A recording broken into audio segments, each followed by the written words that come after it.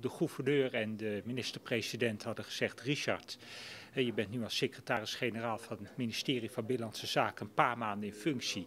Kom naar Aruba, kom dan ook in de week van Aruba-dag.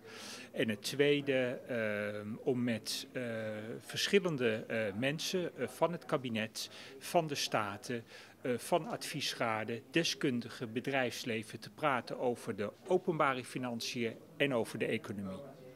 Ik ben hier niet voor de eerste keer. Ik heb in andere functies ben ik al wel eerder in Aruba geweest. De laatste keer 5 jaar geleden. Ten opzichte van 5 jaar geleden ben ik heel positief over weer de volgende stap die Aruba heeft genomen in de ontwikkeling van een meer duurzame economie. En dat zie je natuurlijk ook gewoon hier waar we nu staan in Oranjestad in Main Street. Vanmiddag ook gesprekken met de minister van Financiën, Irashkin, met een delegatie uit de Staten, met de Raad van Advies, met de Algemene Rekenkamer, met de Centrale Bank. Ik heb 2 sessies ook met mensen uit het bedrijfsleven, grootbedrijven, hotelsector, midden- en kleinbedrijf.